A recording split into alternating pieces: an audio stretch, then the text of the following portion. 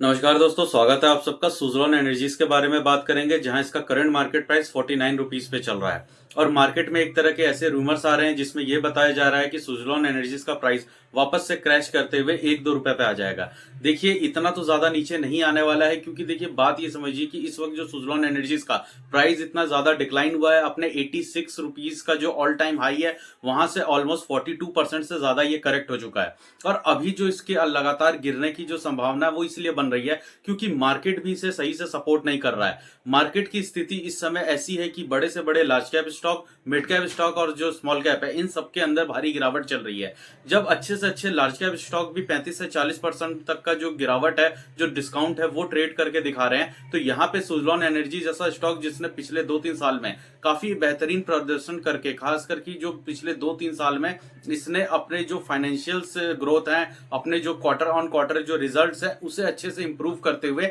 अपने share price को यहां तक लेकर के आया है। ये सिर्फ मार्केट में एक बोगस जो कहते हैं कि न्यूज फ्लैग है, उसके वजह से ये शेयर प्राइस यहां नहीं आया। क्योंकि अगर इस चीज का रेफरेंस अगर दिया जा रहा है बार बार इस तरह से सोशल मीडिया पे कि 2008 के क्राइसिस में जिस तरीके से सुज़लॉन एनर्जीज का प्राइस 450 रुपए से गिर करके सीधा 40 रुपए पे आ गया था, तो वैसे ही अब 80 रुपए से गिर के 40 पे आया है। मतलब ये कहने का है कि उस समय इस शेयर का प्राइस 90 से 95% से ज्यादा करेक्ट हो चुका था, जो कि अभी 40% हो चुका है। मतलब यहाँ पे इस स्थिति से अभी के करंट प्राइस से और भी ज्यादा 40 से 50% तक गिरने की संभावना है, जो कि 20 से 25 रुपए तक होने की जो दिक्कत है वो दिख रही है। अब यहाँ पे आप ये चीज समझिए कि उस समय जब ये हुआ था तब सुज़लॉन एनर्जीज के फाइनेंशियल्स काफी ज्यादा खराब थे, मार्केटिंग स्ट्रेटेजी बिल्कुल सही नहीं थी, और जो मैनेजमेंट का एक तरीके का काम करना था जो बिजनेस को एक्सपेंड करने के लिए, मैनेजमेंट का पूरा पर्पस डोमेस्टिक रीजन को डेवलप करने में नहीं था, उन्हें इंटरनेशनल मार्केट को कैप्चर करना था उस समय। और 2008 के होने वाले क्राइसिस में इकोनॉमिक क्राइसिस जो आया था, और वो पूरे दुनिया भर में था।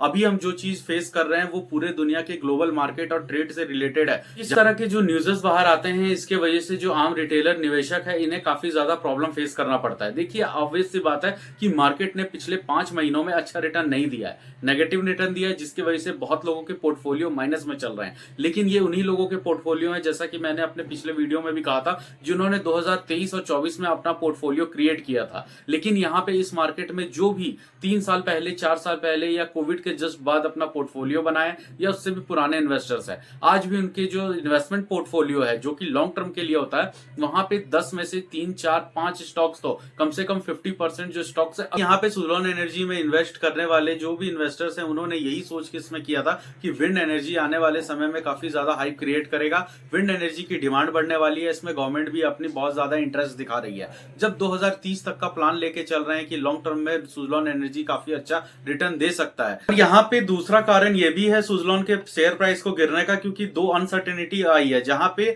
बेंगलोर में स्थित इसका जो ऑफिस है, वहां पे जीएसटी कलेक्शन के रिगार्डिंग 1,18,00,000 का इनको जीएसटी नोटिस दिया गया। हालांकि इस पे कंपनी ने कहा है कि इतने अमाउंट से उनपे कोई खास बड़ा इंपैक्ट तो नहीं होगा, और उसे वो जीएसटी काउंसिल में जो है चैलेंज भी करेंगे। तो ये एक अलग मैटर था, लेकिन ये भी चालू मार्केट में आया तो इसका इंपैक्ट देखने को मिला। इसी के साथ साथ एक न्यूज ये भी आया है कि जेएसडब्ल्यू एनर्जी अब विंड एनर्जी सेगमेंट में भी नए प्लेयर के तौर पे उभरना चाहता है। जहां पे जेएसडब्ल्यू एनर्जी ने 2 ऐसी कंपनियों का अधिग्रहण किया है, जिसमें O2 power and hetero group है और KSK महानंदी ग्रुप है। इन दोनों ग्रुप के जो एसेट्स है, इसको एक्वायर करके जेएसडब्ल्यू ने इनडायरेक्टली मार्केट में ये सेंटिमेंट्स पहुंचा दिया है कि अब वो विंड एनर्जी सेगमेंट में भी कदम रखने वाला है। एनर्जी सेगमेंट में रिन्यूएबल एनर्जी की अगर बात किया जाए तो यहाँ पे गवर्नमेंट की PLI स्कीम और जो आगे आने वाले गवर्नमेंट की तरफ से इनिशिएट कदम उठाए जा रहे हैं, खास करके विंड एनर्जी सेगमेंट में, यानी इस चीज में कूद चुका है। हालांकि हमने एक चीज देखा है कि सुज़लॉन एनर्जी को NTPC ग्रीन के तरफ से और टाटा पावर रिन्यूएबल एनर्जीज के तरफ से बड़े बड़े ऑर्डर जरूर मिलते हैं,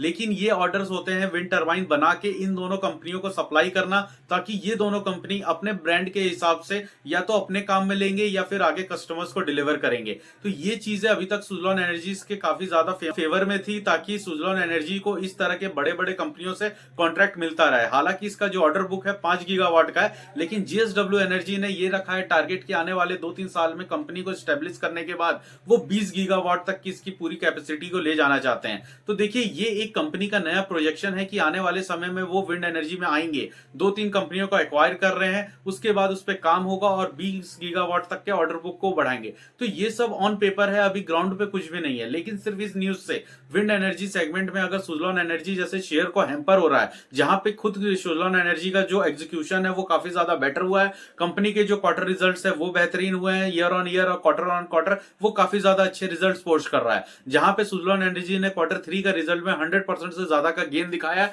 और 300 करोड़ से ज्यादा का प्रॉफिट भी जनरेट किया है। तो ऐसे कंपनी जिसका ऑर्डर बुक मजबूत है, जो क्वार्टर ऑन क्वार्टर प्रॉफिट भी कर रहा है और जो आगे का ऑर्डर बुक है 5 गीगावाट से ज्यादा का इनका ऑर्डर बुक बढ़ चुका है, जहां पे 2027 के मिड तक का इनके पास पूरा काम भरपूर है और तब तक आने वाले समय में इसके पास नए ऑर्डर्स भी आते रहेंगे। तो ये कंपनी भले इसका इतिहास कुछ भी रहा हो, लेकिन करंट मार्केट की स्थिति में देखा जाए तो इस वक्त मजबूत स्थिति में खड़ी है, जहां पे मार्केट के पूरे जो सेगमेंट है वहां पे गिरावट चली रहा है। सारे जो अच्छे फंडामेंटल स्टॉक्स है उनके अंदर 40-50% तक की गिरावट है। अब रेलवे जैसे सेक्टर्स के अंदर रेलवे की जितने भी शेयर्स है उनमें 50% से ज्यादा की गिरावट है। तो क्या वो सारे शेयर्स बेकार हो गए हैं? आरवीएनएल, आईआरएफसी जैसे स्टॉक्स, पावर सेगमेंट में आप टाटा पावर को देख सकते हैं, अडानी पावर हो गया और जीएसडब्ल्यू के खुद के शेयर गिरे हुए हैं। तो इस समय मार्केट में जो अनसर्टिनिटी है, अच्छे से अच्छे दिग्गज बड़े कंपनियों के शेयर भी गिरे हुए हैं। तो यहाँ पे सुजलॉन जैसी कंपनी जिसने पिछले 5 महीनों से अपने शेयर प्राइस में अच्छी सर्वाइवल दिखाई है और बार बार स्ट्रेंथ भी दिखाया है, जहां पे क्वार्टर 3 के रिजल्ट के साथ साथ इसके जो शेयर प्राइस है इसमें बार बार 5-5% का अपसाइड मूवमेंट भी हमें देखने मिला है। तो ये चीजें दिखाती हैं कि कंपनी को लेके अच्छे पॉजिटिव जो न्यूज़ेस आते हैं,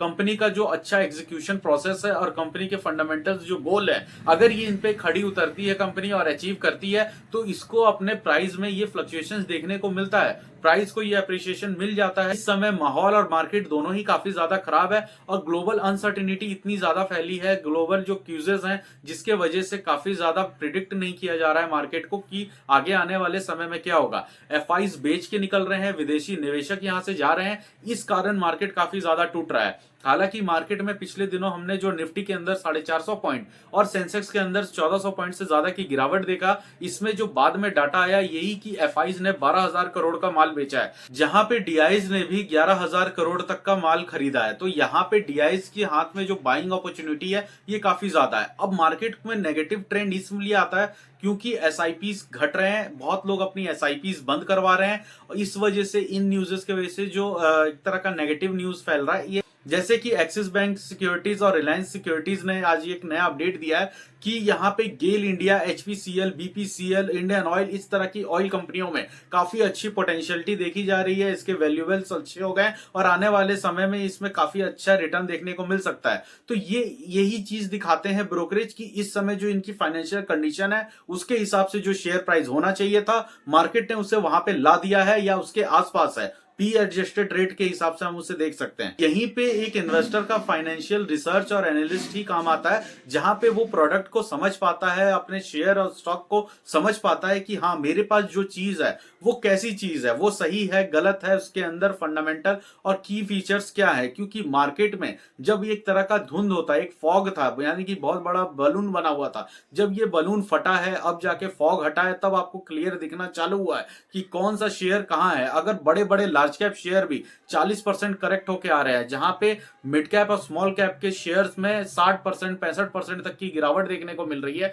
वहीं पे अगर कोई शेयर 5 महीने में आराम से सर्वाइव करके 40% तक की ही गिरावट के साथ अभी भी अवेलेबल है, तो इस चीज को समझना पड़ेगा कि काफी अच्छे तरीके से इसने अपने आप को एडजस्ट किया है। हालांकि यहां से इस प्राइस मूवमेंट से वापस अपर साइड लगाने के लिए इसे 100% गेन देना होगा, जो कि अभी के समय के लिए काफी ज्यादा मुश्किल है। लेकिन फिर भी कुछ ब्रोकरेजेस इसे कह रहे हैं कि आने वाले समय में जब मार्केट का ट्रेंड थोड़ा ठीक हो जाएगा तब इसके अंदर जो हाई पोटेंशियलिटी होगी सुजलॉन के अंदर, वो 70 रुपए तक के टारगेट को एक अचीव करता हुआ बता रहे हैं। तो ये सब चीजें आने वाले समय में देखा जा सकता है। ये तो था सुजलॉन एनर्जी से रिलेटेड डिस्कशन। अगर आपको ये इन्फॉर्मेशन अच्छी लगी तो आप इस वीडियो को लाइक करें, चैनल को सब्सक्राइब करें दोस्तों। आगे और भी इंफॉर्मेटिव न्यूज लेके आते रहेंगे। नमस्कार।